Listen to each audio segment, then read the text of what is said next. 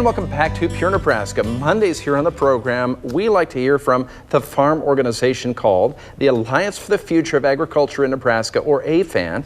Today, AFAN is connecting us with an expert on beef.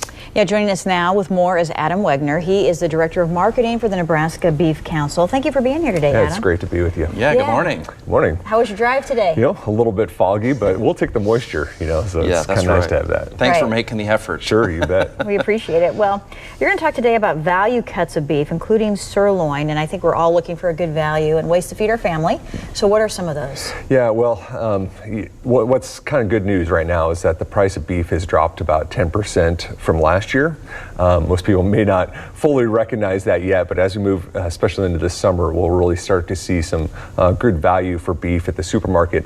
But outside of some of those premium cuts like the ribeye and the strip steaks that we all know and love, there are some other really great cuts out there as well. And what we tell people to do, and I've got a little poster here, is we tell the people to look for end cuts. So the middle meats are what we call those premium cuts, but if you look at the ends and the chuck and the round, and then right here where the sirloin is, those are really good cuts of beef that have a lot of flavor, and they have a really competitive price point as well. So those are some really good points to look at. As you move through the animal from the front to back, the flavor really goes through. So you have a really strong, robust beef flavor in the front, and as you move to the back, it gets more mild.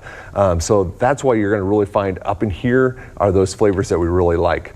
The sirloin, as I mentioned before, is one of those that it's got a real versatility to it. So you can use it for a lot of different things, not just on the grill. We're seeing maybe an example here of, that boy that looks good too, by the way. Yeah, so you can cook it up as a steak like that. The other thing you can do is you can slice it really thin. You can use it for things like stir fry, or you can cube it up and put it on a kebab and throw that on the grill. So there's a lot of different things. I like to have a sirloin in the steak, or the sirloin steak in my freezer as sort of a staple item right next to hamburger. So if you think about all the things you use hamburger for, where it's tacos or on a pizza, you could substitute a sirloin steak for that as well. So those are, and again, it's a low price point, so you can afford to have that a little more often and have that in your freezer as a go-to item. Yeah. So it's pretty affordable.